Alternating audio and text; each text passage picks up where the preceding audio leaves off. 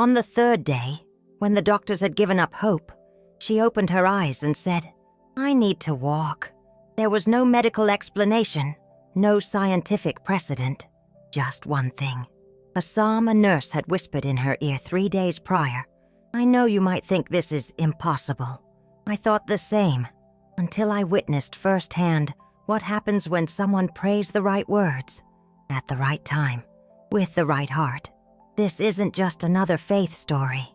This is living proof that something far more powerful operates in our world than medicine can explain. And by the end of this story, you'll discover exactly which psalm it was and why it still works today. But first, you need to understand what really happened in that hospital. It was a Tuesday when I met Margaret. She was 62 years old and had been hospitalized for 2 weeks. Cancer had spread throughout her body. The doctors gave her 48 hours at most. I'd worked as a nurse at that hospital for 15 years. I'd seen many people depart, but something about Margaret was different. Even in pain, even hopeless, she still whispered prayers. "Nurse," she called to me that afternoon. Her voice was a mere thread. "Do you believe in miracles?" I stopped beside her bed, my heart clenched. How do you answer someone who's dying? How do you offer hope when there's none? "I believe in the power of prayer," I responded, holding her cold hand. Margaret smiled. It was the weakest and yet the strongest smile I'd ever seen. "Then teach me to pray the right way, so that He will hear me." In that moment, something inside me stirred. A childhood memory. My grandmother used to recite a specific psalm whenever someone in the family was ill. A psalm she called the prayer that moves mountains. I'd never questioned it, never tested it, until that day. "Margaret," I whispered, "there's a psalm my grandmother always said held special power. A psalm she believed could touch God's heart in a unique way." Her eyes lit up. For a moment, the dying woman vanished, and I saw a spark of life. "Which one?" I hesitated. What if it didn't work? What if I was giving false hope to someone who had already suffered so much? But then I looked at her, really looked, and I saw that Margaret wasn't just dying. She was waiting for someone to give her a reason to fight. "It's Psalm 118, I whispered. "But it's not just about reading the words. You need to pray each verse as if your life depended on it. Because it might." Margaret closed her eyes. "Teach me." And that's when I began to recite the words that changed everything. "Give thanks to the Lord, for He is good. His love endures forever." Her voice joined mine, weak but resolute. "Let Israel say, His love endures forever." Word by word, verse by verse, we prayed together. And with each line, I felt something shifting in the room. I can't explain what it was, but it was as if the air grew lighter. When we finished, Margaret was exhausted, but something in her eyes had changed. There was hope. "Thank you," she whispered. "I'll keep praying this." I left the room with a heavy heart. I'd done all I could. Now it was between her and God. The next morning, when I arrived at the hospital, I rushed to Margaret's room. I expected to find, well, you know what I expected to find. But she was awake. Not just awake. She was praying, whispering the words of Psalm 118 repeatedly. "Margaret," I said, surprised. "How are you feeling?" She looked at me with eyes brighter than the day before. Better. Different. As if something is changing inside. The doctors came, ran their tests, shook their heads in bewilderment. Her vital signs had stabilized. It wasn't a cure. Not yet. But it was inexplicable improvement. "Keep praying," I whispered to her before leaving. On the second day, when I entered the room, Margaret was sitting up in bed. Sitting up. The woman who couldn't even lift her head was sitting up alone. "Nurse," she called, and her voice was stronger. "This psalm, it really does have power, doesn't it?" I approached, incredulous. The equipment beside the bed showed readings that made no sense. Her heartbeat was regular. Her blood pressure, normal. How was this possible? "Margaret, what are you feeling?" It's like each word of the psalm is doing something inside me. Every time I pray, His love endures forever. I feel a new strength, as if God is rebuilding me from the inside out. I picked up her chart. The doctors were baffled. All indicators pointed to a recovery that defied any medical explanation. "The doctors don't know what's happening," I said. Margaret smiled, this time a smile full of life. "But we do, don't we?" That night, I couldn't sleep. I kept thinking about what I was witnessing. Was it coincidence? Was it the power of mind over body? Or was it truly a miracle? Then came the third day. I was in the hallway when I heard shouts coming from Margaret's room. I ran, expecting the worst. But when I opened the door, Margaret was standing beside her bed, holding onto the railing. But standing, "I need to walk," she said, tears streaming down her face. "I feel like I need to walk." The doctors rushed into the room. Nurses crowded the doorway, everyone trying to understand what was happening. Dr. Rodriguez, the oncologist in charge, stared at Margaret as if he were seeing a ghost. "This is impossible," he murmured. "Medically impossible." But Margaret wasn't interested in what was medically possible. She was holding my hand, whispering, "The Psalm." It was the Psalm. And then she took her first step. I know you might be thinking I'm exaggerating, that I'm inventing details to make the story more dramatic, but I was there.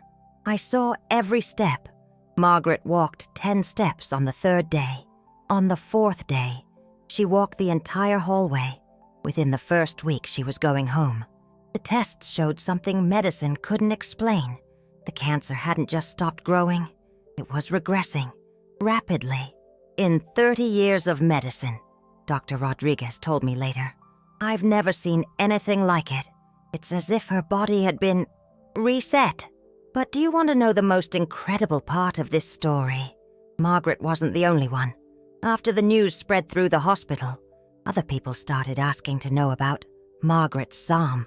Terminally ill patients, hopeless cases, desperate families, and I began to share, always with the same caveat. It's not magic. It's faith. It's genuine prayer. It's surrendering your situation completely into God's hands. In 6 months, I had witnessed 12 inexplicable cases. Not all were complete cures like Margaret's, but all experienced some significant improvement that doctors couldn't explain. That's when I began to study Psalm 118 more deeply, to research its history, to understand why these specific words seem to hold such power. And what I discovered will forever change how you view prayer. Psalm 118 isn't just a prayer. It's a decree. It's a declaration of war against hopelessness. It's a victory cry proclaimed before the battle is even over. Think about it. Give thanks to the Lord, for He is good. His love endures forever. It's not a plea. It's a declaration. You're not asking God to be good. You're acknowledging that He already is. You're not begging for love. You're declaring that His love is eternal. When Margaret prayed these words, she wasn't just hoping for a miracle. She was declaring that the miracle was already in motion. But here's what most people don't understand about this psalm. There's a specific way to pray it, a sequence, an intensity, a faith that needs to be present for the words to have full power. And that's what my grandmother knew. That's what Margaret learned. And that's what transformed hopelessness into victory. Are you ready to discover exactly how to do this? Because what I'm about to tell you could be the difference between accepting an impossible situation and witnessing the impossible become possible in your life. But first, you need to understand something fundamental about the nature of miracles. Miracles aren't breaks in the laws of nature. Miracles are the pada or application of higher laws that we don't yet fully understand. When Margaret rose from that bed, it wasn't God breaking the rules of biology. It was God applying spiritual principles that operate on a deeper level than current medicine can reach. Psalm 118 isn't a magic formula. It's a key that unlocks a door between human impossibility and divine possibility. But like any key, it needs to be used correctly. Margaret told me later that, during those 3 days, She didn't just repeat the words. She felt them. Each, "His love endures forever," was uttered with a growing conviction that it was true in her specific situation. It wasn't just faith, she explained. It was certainty. It was as if each word was a seed being planted in my body, and God's love was the fertile ground where it grew. And then something extraordinary happened. On the second day of prayer, Margaret had a vision. She told me this with tears in her eyes. I saw my body like a devastated garden. Dead plants, dry earth, everything destroyed by the cancer. But then, every time I said His love endures forever, it was as if rain fell on that garden, and the plants began to sprout again. It was at that moment that I understood. Psalm 118 isn't just about asking God. It's about visualizing, feeling, and declaring the restoration He already wants to do. But you need to know, not everyone who prays this psalm sees immediate physical miracles. And do you know why? Because there are 3 elements that need to be present. 3 components that, when aligned, transform words into power. Margaret had all 3. That's why she walked again. The first element is absolute conviction. It's not hope. It's not desire. It's the unshakable certainty that God has already begun the process of restoration in your life. Margaret told me something I'll never forget. When I started praying the psalm, I wasn't asking God to heal me. I was thanking Him because He was already healing me. Do you see the difference? It's subtle, but it changes everything. Most people pray Psalm 118 as a desperate plea. Please God, be good to me. But the words aren't a plea. They're a declaration. Give thanks to the Lord, for He is good. Present. Now. Already happening. The second element is intentional repetition. Margaret didn't pray the psalm once and wait. She repeated it hundreds of times in 3 days, but not mechanically. Each repetition was deeper than the last. It was as if each time I said the words, she explained, they penetrated deeper into my soul, and from my soul to my body. Science today has a name for this: neuroplasticity.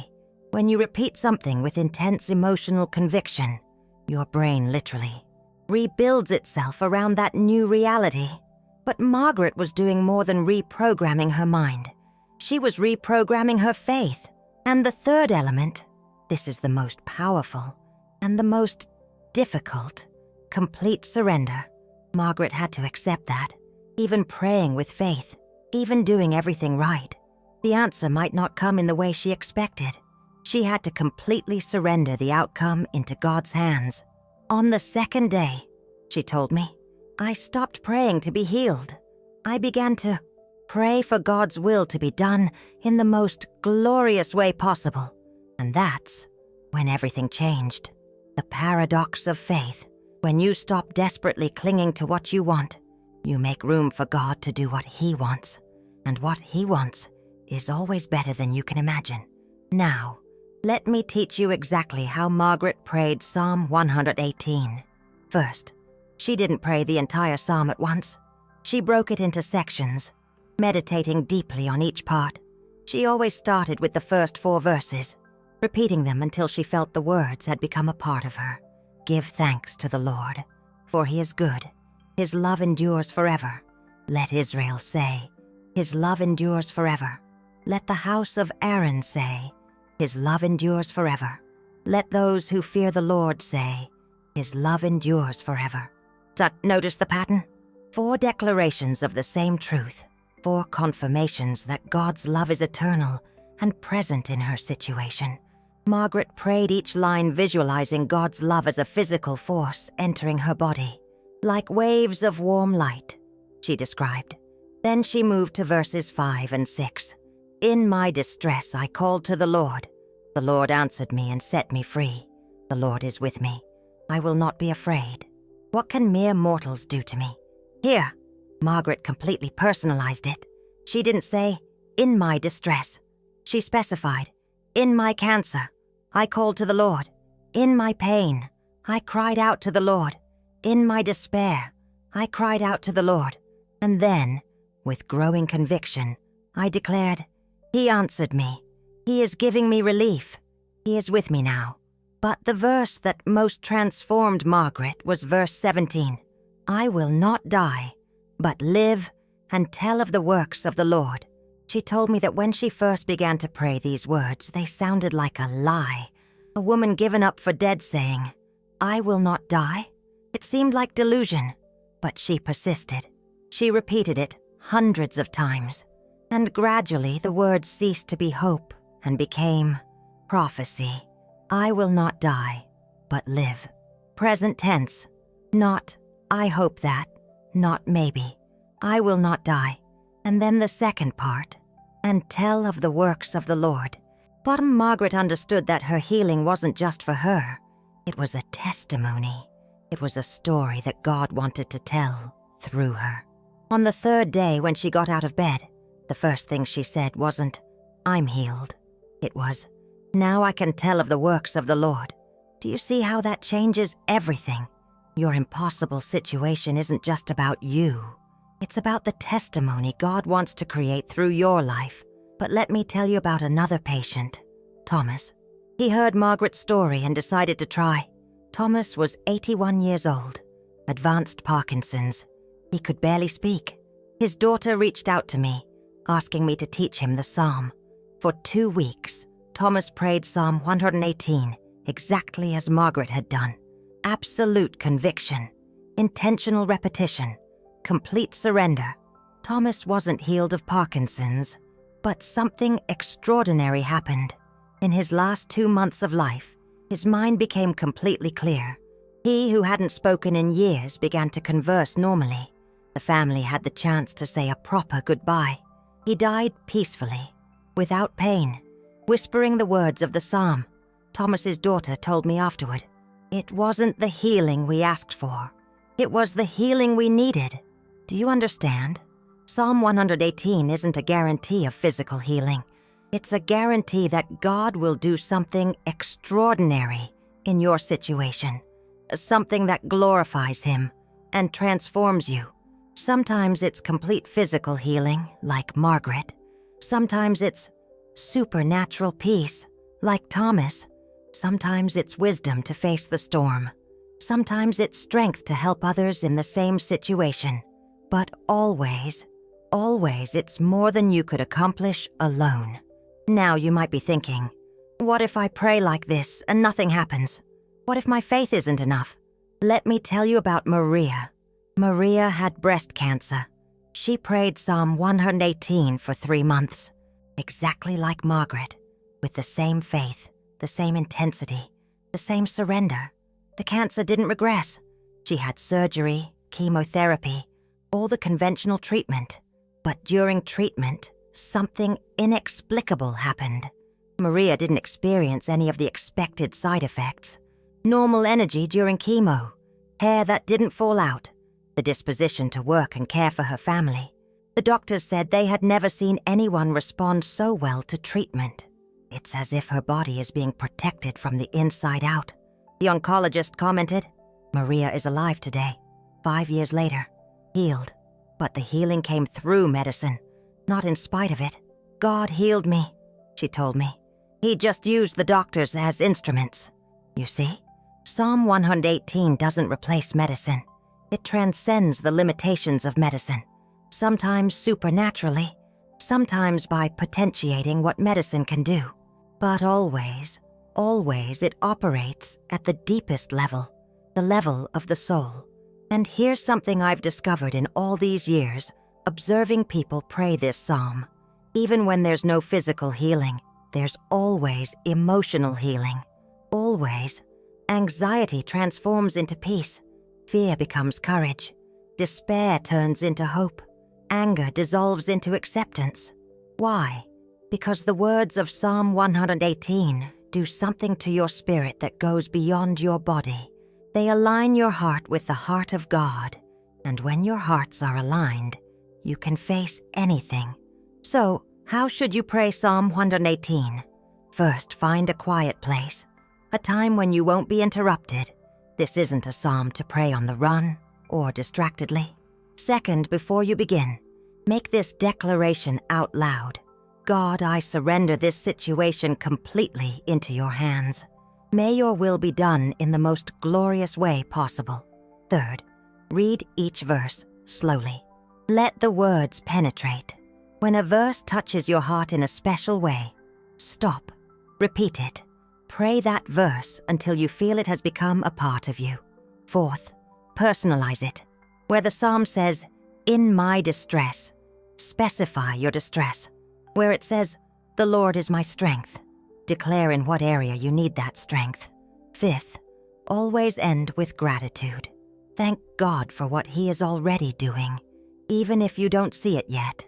And then, repeat it, every day, as many times as you feel in your heart. Margaret prayed this psalm more than 500 times in 3 days. Not out of obligation, out of thirst. Each repetition nourished her soul in a way she had never experienced. It was like drinking water after years in the desert, she described to me. But I need to warn you about something important. When you begin to pray Psalm 118 with this intensity, things will begin to change in your life. Not all of these changes will be comfortable at first, because this psalm has the power to expose areas of your heart that need to be healed.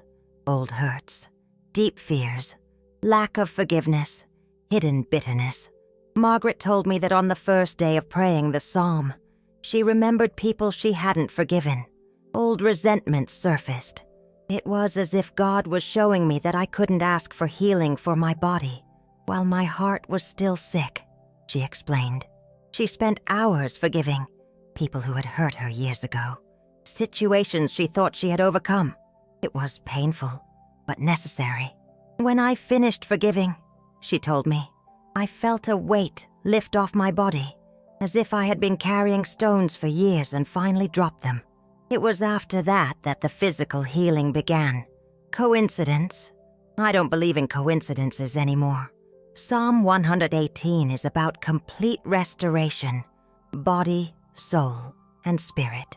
And sometimes God needs to heal your soul before He heals your body. Sometimes He needs to heal relationships before He heals diseases.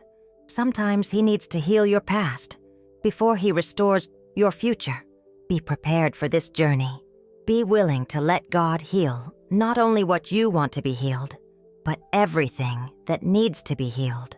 Because in the end, you will discover that the miracle wasn't just your physical healing. The miracle was who you became in the process. Margaret isn't just a woman who was healed from cancer. She's a woman who discovered the power of genuine faith, a woman who learned to trust in God completely, a woman who became a channel of divine love for others. Cancer was merely the backdrop.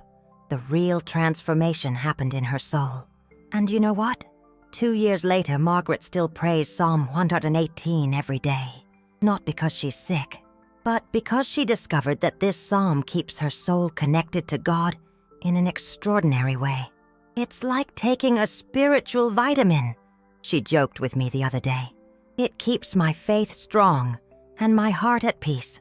Today, Margaret dedicates part of her time visiting hospitals, teaching Psalm 118 to others in desperate situations, sharing not only the words, but the hope. She recently told me, I understand now why I had to go through all of that. It wasn't just so I could be healed. It was so I could help others find the same healing. Margaret's healing multiplied.